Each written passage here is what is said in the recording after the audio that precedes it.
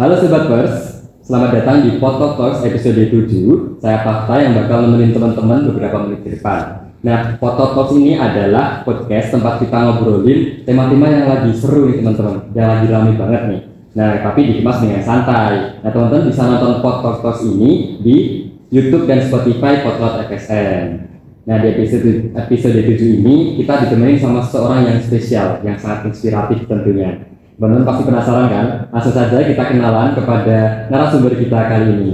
Halo Kak, selamat datang. Ya, selamat siang. Oke, bisa memperkenalkan diri kepada pendengar podcast kita ini Kak. Selamat siang teman-teman semuanya. Kenalkan, aku juga Dian Saputra ya, biasa dipanggil Imi dari Fakultas Hukum Angkatan 3. Oke, jadi Kak ini kesibukannya sedang apa nih Kak saat ini? Sekarang aku diamanai sebagai Ketua Badan Legislasi ya di Senat Mahasiswa Undip dan juga paling yang di UKM di Fakultas Hukum sini. Gimana tamu kitanya emang keren banget ya teman-teman ya. Jadi Kak ini merupakan Ketua Legislatif Senat Undip ya Kak. Badan Legislasi Senat Undip. Tentunya sudah memiliki banyak pengalaman dan sudah merasakan asam garamnya kehidupan ya. Luar biasa. Oke. Nah, sebelumnya kita mau ngucapin terima kasih nih kepada Kak Yumi di sela-sela kesibukannya. Kak Yumi masih menyempatkan waktunya buat datang di acara podcast kita kali ini. Nah, buat episode kita kali ini tuh Kak, kita tuh mau bahas tentang isu-isu organisasi yang selalu kontroversial di kalangan mahasiswa nih Kak. Nah, tadi kan kita udah bahas sedikit kalau Kak Yumi itu merupakan Ketua Badan Legislatif Senat Undip. Nah, dengan kesibukan Kakak sekarang nih Kak, gimana sih Kak cara bagi waktu antara kuliah dan organisasi Kak? Kakak pernah ngerasa overwhelmed nggak antara kedua ini? Bagaimana cara mengatasinya Kak? Ya sebenarnya ini ya teman-teman semuanya. Jadi dari awal aku masuk organisasi pun kan sebenarnya tujuan utama aku kan buat bisa gimana caranya dan gimana rasanya manajemen waktu gitu kan. Dan teman-teman semua juga paling yang punya niat gitu ya, terutama mungkin teman-teman mahasiswa baru yang punya niat untuk masuk organisasi pasti juga jadi jadi hal yang akan dipertimbangkan lah terkait waktu ini kan. Jadi ini mungkin sedikit sedikit pembuka dari aku. Waktu aku semester 2 itu ya, semester 1 itu aku ikut lomba di Fakultas Hukum Internal ya. Itu ada lomba peradilan semu, itu termnya sekitar 3 bulan dan menurut aku jadi salah satu lomba terberat juga karena memang di situ ngetim dari jam 8. Ngetim tuh ini ya kayak kita kumpul gitu, masih kumpul diskusi ya terkait dengan lombanya dari jam 8 malam sampai bahkan kita sampai pagi kan selama 3 bulan itu. Nah di semester 2 aku putusin buat ikut senat. Sebenarnya aku juga munculin niat buat ikut senat juga karena salah satunya ya yang tadi yang jadi pembahasan kita hari ini kan terkait dengan manajemen waktu. Dan ketika aku mutusin senat di semester 2 juga aku juga ikut lomba lagi ya, kali ini tingkat nasional. Nah menurut aku dengan nyambi lomba terus kemudian kuliah juga sama organisasi, tantangannya adalah gimana caranya kamu bisa, bukan tentang waktu tok ya, tapi bagaimana caranya bisa kita mengelola pikiran kita untuk membagi 3 hal itu. Sebenarnya untuk masalah waktu itu sendiri itu tergantung dari mana kita bisa menempatkan rasa malas kita lah gitu. Karena biasanya mahasiswa itu lebih sering muncul malesnya gitu daripada kita harus mikirin waktunya gitu kan. Mungkin kita 24 jam kalau di Buddha ini terlalu sedikit gitu ya, bahkan kalau aku bisa request pun aku mau request lebih gitu ya, nggak cuma 24 jam satu hari, tapi ya kita kan berdurasi 24 jam. Dan sebenarnya yang bikin waktu kita terbuang itu rasa malas kita gitu kan. Dan kita masih punya banyak sisa waktu sebenarnya, cuman untuk ikut organisasi, untuk ikut kuliah dan sebagainya. Cuman memang kendalanya ada di diri kita sendiri biasanya seperti itu. Dan kalau dari aku untuk meminimalisir itu semua gitu ya kita emang harus fokuskan niat kita dulu, motivasi kita dulu. Kita tuh sebenarnya mau masuk sini ya, ikut lomba, masuk organisasi, tujuannya mau apa gitu loh. Dan tentukan juga prioritas kita, sejauh mana prioritas kita bisa menempatkan kuliah itu sebagai prioritas utama gitu, supaya nantinya yang lomba dan juga organisasi itu bisa menyesuaikan gitu. Dan menurut aku manajemen dari kitanya sendiri gitu ya, entah manajemen emosi, entah manajemen mood dan lain sebagainya, itu jadi salah satu hal yang perlu diperhatikan juga sih Mas. Karena biasanya mood itu juga mempengaruhi rasa malas ya kan. Mood itu mengaruhi rasa malas, niat juga dan sebagainya. Jadi menurut aku sebenarnya kalau ditanya bagaimana cara manajemen waktu, itu bukan cuma tentang waktu tok, tapi juga kita harus lihat sisi lainnya, misalkan kayak masalah emosi, mood dan lain sebagainya. Iya, bagi teman-teman mungkin yang ngerasa overwhelmed antara kedua hal itu, organisasi dan juga kuliah ya, mungkin tadi dapat tips dari Kak Ilmi, yang terpenting adalah melawan rasa malas. Karena aku sendiri juga kadang kayak gitu Kak, kayak sampai di kos tuh scroll TikTok, terus nanti malam-malam kayak tugas, terus panik sendiri, seperti itu. Yang penting lawan rasa malas tentu. Nah, selanjutnya nih Kak, kalau ngomongin organisasi nih, pastinya kan kita nggak bisa lepas dari yang namanya sistem organisasi. Nah, ada banyak cerita mulai dari yang positif sampai ada masalah-masalah yang sering timbul kan. Mungkin di organisasi itu ada yang anggotanya sering hilang atau yang kerja itu aja, atau mungkin di anggotanya itu kurang kapabel di organisasi. Itu cara mengatasi hal seperti itu biar nggak terjadi organisasi itu seperti apa? Sebenarnya di organisasi itu kan ada namanya nilai budaya ya dalam organisasi kan. Tiap organisasi itu punya gayanya masing-masing. Misalnya seperti itu. Nih, jadi aku ibarat ini. Sekarang kan aku ikut senat ya kan, aku ikut senat. Terus aku ikut senat, aku juga ikut UKM di Fakultas Hukum. Nah, dua hal ini kan organisasi kan. Dua kegiatan ini, dua tempat ini sama-sama organisasi. Tapi ternyata mereka punya gayanya sendiri-sendiri gitu. Mereka juga fokus di dua hal yang berbeda kan. Senat ini kan fokusnya organisasi mahasiswa, yang mana dia ya kayak band dan sebagainya lah. Dia bukan fokus ke lomba atau gimana. Nah, sementara UKM yang aku ikut Fakultas Hukum itu kan fokusnya ke lomba gitu kan. Nah, ternyata dari dua organisasi ini itu punya budaya yang diterapkan berbeda-beda gitu, dan itu akan sangat berpengaruh ke bagaimana kondisi di internal organisasi itu gitu.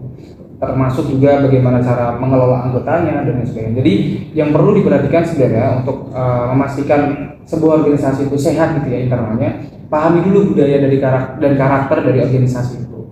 Gitu. Karena biasanya budaya itu diciptakan sama anggotanya sendiri. Itu jadi budaya itu tercipta dari internal anggotanya. Misalkan nih Masnya juga ikut pers kan. Nah, di pers di FSN sama pers di Undip mungkin budayanya berbeda gitu. Nah, untuk mengatasi masalah di internal ya pasti kan beda gitu kan. Penerapannya beda karena budaya itu diciptakan sama kondisi internal sendiri. Gitu. Dan kalau menurut aku sebenarnya untuk anggota yang hilang dan sebagainya pun aku juga di Badan Legislasi kan juga punya punya staff dan tantangan juga lah sebenarnya untuk mengelola gimana caranya kita bisa memanajemen anggota yang banyak itu ya dengan tugas yang banyak juga. Jadi menurut aku sebenarnya kenapa orang akhir-akhir ini tuh enggan untuk menyisakan waktunya untuk ikut organisasi, itu karena yang pertama sebenarnya banyak omongan tentang di organisasi gitu ya yang mengarah ke hal-hal yang buruk gitu ya. Misalkan dunia kerja itu nggak melihat pengalaman organisasi kita dan sebagainya. Padahal ikut pers pun kan juga ikut organisasi kan namanya kan, pers kan juga organisasi. Nah, dengan pandangan-pandangan orang itu gitu ya, itu yang akan menurunkan semangat dari internal kita sendiri. Karena pandangan orang itu kalau misalkan di tingkat universitas itu menurut aku arusnya kencang banget loh gitu. Arusnya sangat kencang. Jadi misalkan hari ini kita ngomongin ini, hari besok kita udah beda dan itu sangat berpengaruh ke internal organisasi. Apalagi kalau misalkan banyak orang yang ngomongin organisasi kita gitu kan, itu pasti sangat berpengaruh ke internal kita. Nah, jadi kalau dari aku sendiri untuk manajemen anggotaku ya, itu kita harus perhatikan juga karakter dari tiap-tiap orang ini gimana.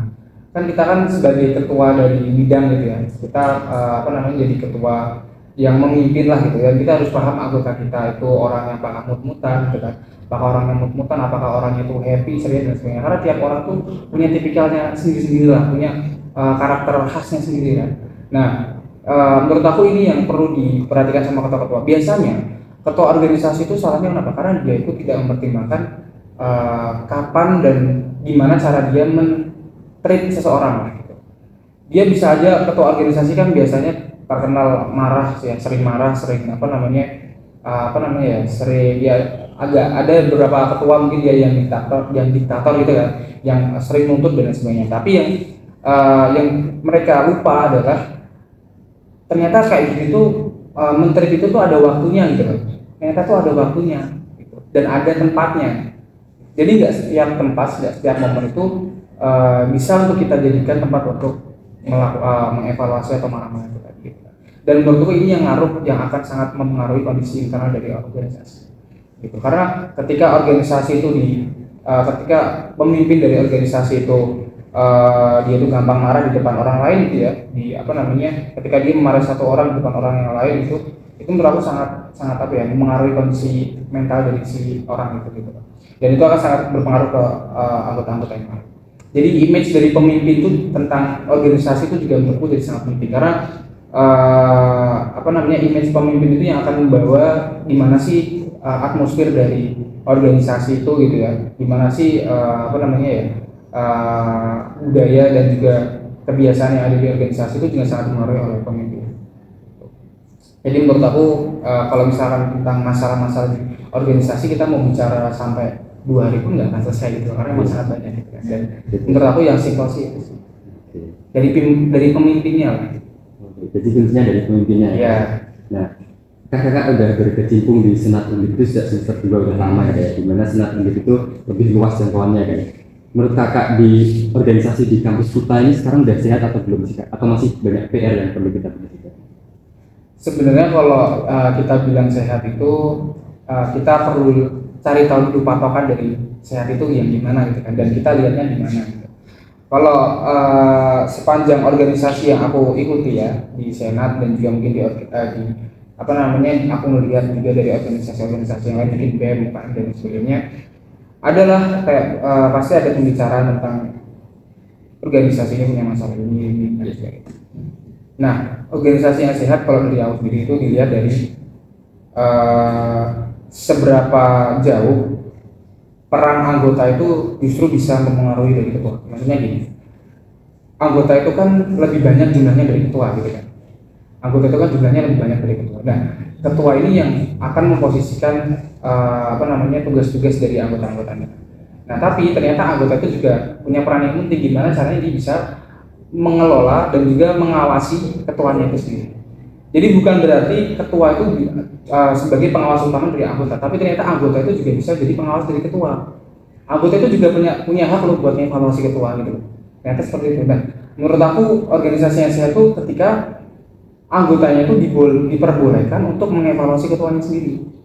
Itu karena evaluasi dari anggota itu sangat penting buat organisasi, gitu kan. Ketika ketua itu sudah diktator, dia nggak mau dengerin masalah dan sebagainya, sementara dia ini kan punya apa ya, dia pemegang utama pengambil kebijakan, pengambil keputusan kan. Nah, kalau yang punya keputusan, yang punya hak untuk mengambil keputusan aja udah kacau dan sebagainya, ya pasti akan mengaruh ke kondisi organisasinya kan. Organisasinya akan jelek, nggak sehat dan sebagainya. Jadi menurut aku organisasi yang sehat itu dilihat seberapa lebar ruang untuk anggotanya bisa mengevaluasi ketua. Gitu sih. Oke. Nah, tadi ngomong pada lebar mungkin bisa sambil dinikmati dengan dari besar. Oke. Minum ya? Iya, boleh. Silakan. Nah, menurut kak ini nih, kalau dari sisi kepemimpinan, menurut kakak apa sih yang bikin organisasi itu sehat dan nggak banyak drama gitu? Organisasi sehat dan nggak banyak drama. Iya. Kalau masalah drama sih sebenarnya kita nggak bisa menghindar ya Mas. Iya. Karena emang pasti dari apa ya, internal pun kan ada orang yang tipikalnya dia suka di belakang barangkali ya, ada yang suka circle sendiri dan sebagainya. Nah, itu menurut aku yang justru itu yang jadi tantangan dari ketuanya sih, gimana caranya dia bisa meminimalisir lah dampak dari hal-hal fenomena itu gitu. Karena ya di organisasi pun kita nggak bisa mengelak lah kalau ada yang namanya circle gitu ya, circle dan sebagainya. Jadi menurut aku itu peran dari ketuanya sendiri justru yang emang harus bisa mengelola itu gitu. Dan sebagai anggota pun juga sebenarnya kita juga punya untuk menunggu anggota yang lain, bukan harus menunggu dari ketua gitu sih. Lanjut ke pertanyaan saya kayak, nah sebentar lagi kan mau ada pemilihan kan. Nah mungkin para pemirsa ini belum tahu apa itu pemilihan, mungkin bisa dijelasin sedikit kak pemilihan itu apa, dan juga biasanya apa aja persiapan yang dilakukan dengan pemilihan ini kan. Oke, jadi mungkin teman-teman ini ya, yang mungkin mahasiswa baru belum tahu tentang pemira di Undip ini gimana gitu ya. Dan mungkin yang udah semester 3 atau semester 5 dan semester di atasnya kita udah tahu lah dinamika di menjelang pemira dan pas pemira atau mungkin pasca pemira kan gimana. Jadi pemira itu kan akronim ya, singkatan dari pemilihan umum raya. Dan pemira itu mengadopsi konsep dari pemilu gitu ya. Pemilu di negara kan, pemilihan umum. Dan kita semua mungkin tahu ya, karena kita udah di atas 18 tahun, jadi kita bisa nyoblos dan sebagainya. Mungkin teman-teman juga pemirsa juga udah pernah ada yang ikut pemungutan suara dan sebagainya kan. Nah pemilu itu pemira itu ya, itu bisa aku bilang sebagai ajang demokrasi di mana kita diberikan ruang untuk memilih sendiri pilihan kita, entah itu calon ketua BEM, entah itu calon ketua calon ketua BEM juga wakil ketua BEM gitu ya, dan itu akan ada konstelasi di sana di situ, dan juga kita juga bisa pilih senator gitu ya, senator dari senat, kemudian MWA juga majelis wali amanat gitu kan. Nah kalau di tataran undip ya, di tataran pemira universitas itu kita tuh memilih 3. Pertama ketua dan wakil ketua BEM, terus ketua MWA majelis wali amanat, terus sama senator-senator senat mahasiswa. Nah di pemira itu kita pakai sistem terbuka ya di pemira kita, di mana semua mahasiswa itu diperbolehkan untuk menyalurkan pilihannya sendiri gitu. Jadi ada yang namanya sistem tertutup dan juga sistem terbuka gitu. Kalau tertutup itu ada di negara-negara yang mungkin mereka nggak langsung nyoblos pilihannya sendiri, tapi melalui perwakilan. Dan itu biasanya untuk masyarakat yang jumlah penduduknya sedikit gitu. Karena memang Indonesia dan juga mungkin dipilihkan mahasiswanya cukup banyak gitu ya. Jadi kita pakai sistem terbuka. Nah terus tadi apa lagi? Pemira itu apa gitu ya? Iya, persiapan dulu Pak. Oh persiapannya ya. Untuk persiapannya ini sejauh ini ya sebenarnya, karena SMUD itu kan diberikan kewenangan untuk panitia seleksi ya sebenarnya. Nah kita masih menyiapkan draft Perma Pemira ya, peraturan mahasiswa tentang Pemira, yang kita ada sedikit perubahan mas di situ. Jadi ya kita tahulah dinamika di Pemira sebelumnya gitu kan, dimana KPPR ya, Komisi Penyelenggaraan Pemilihan Raya, itu mereka menyelenggarakan mereka jadi PC kampanye roadshow di tiap-tiap fakultas itu kan ada kan kayak pemilihan. Nah KPPR itu yang punya kewajiban untuk menyelenggarakan kampanye di tahun-tahun lalu. Nah terus belum ada juga mekanisme debat akbar di pelaksanaan pemira untuk calon ketua dan wakil ketua BEM. Nah kalau kita dari negara kan kita tahu yang ramai kan waktu itu ya, ada debat akbar dari 3 paslon gitu kan, di Prabowo Gibran dan sebagainya. Nah itu yang kita coba adopsi di sistem pemira kita di tahun ini gitu ya khususnya mas ya. Dengan kita merevisi, kita melakukan perubahan untuk Perma Pemira, kita memasukkan debat akbar di dalamnya. Jadi di tahun ini ya, ketika nanti Perma Pemira memang sudah disepakati oleh mahasiswa, kita akan coba adopsi calon ketua dan wakil ketua BEM itu nanti ada debat akbar. Jadi itu yang menurut aku juga menarik untuk bisa mahasiswa tuh lebih peduli lah gimana sih sistem politik yang ada di Undip gitu ya. Karena memang sejak sampai sekarang pun belum ada mekanisme debat akbar itu. Dan calon-calon yang emang mau nyalon jadi ketua dan wakil ketua BEM itu cuma disuruh untuk kampanye di tiap fakultas, dan tapi nggak ada debat akbar. Karena debat akbar itu jadi salah satu hal yang menurutku penting juga. Di situ kan kita bisa tahu kualitas dari calon ketua dan wakil ketua BEM. Dan pelaksanaan persiapan lainnya mungkin ini ya, kita juga masih menyiapkan untuk panitia seleksi, dan kita akan coba seterbuka mungkin untuk itu. Jadi tidak ada yang akan kita tutup. Mungkin itu sih. Tadi kan sudah dijelaskan persiapan secara general ya mas. Nah mungkin sekarang secara spesifik, kalau dari pengalaman kakak sendiri di legislatif, biasanya peran legislatif sendiri di pemilihan raya ini apakah di proses pemilihannya itu?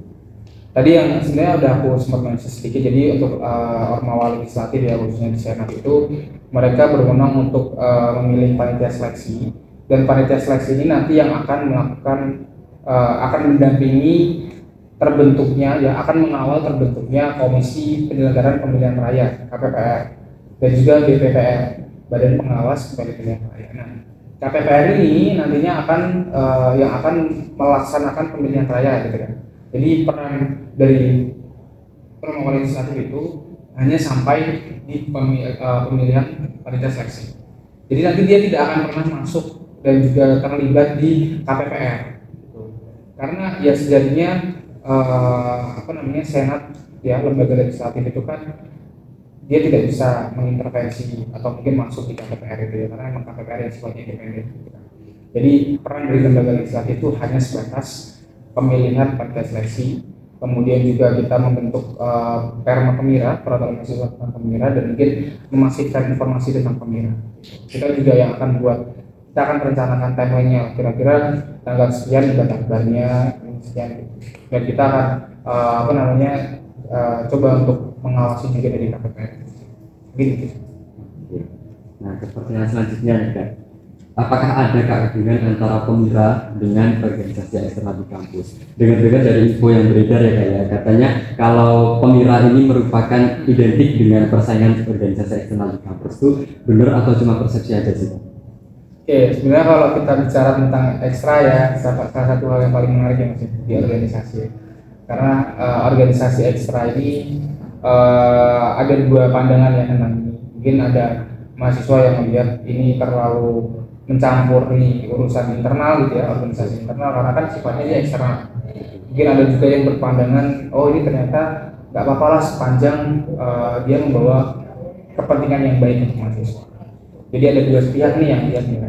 Kalau untuk keterlibatan ekstra ya di persaingan persaingan ekstra di Pemira, kita nggak bisa mengelak, kita nggak bisa kabur dari isu itu gitu ya, karena memang itu jadi salah satu hal yang sangat diperbincangkan bahkan sampai sekarang gitu ya.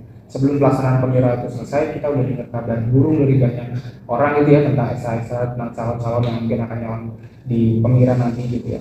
Nah ini menurut aku jadi salah satu indikator bahwasanya sistem politik nuansa politik di universitas atau mungkin di organisasi kita tuh jalan gitu Mas. Karena memang ya kalau misalnya kita ibaratkan di negara gitu ya, kita kan juga ada yang namanya partai politik kan. Ya, walaupun memang mungkin secara legal gitu ya, kalau di negara itu partai politik itu disahkan, maksudnya ruang geraknya itu memang di ACC lah sama undang-undang gitu kan.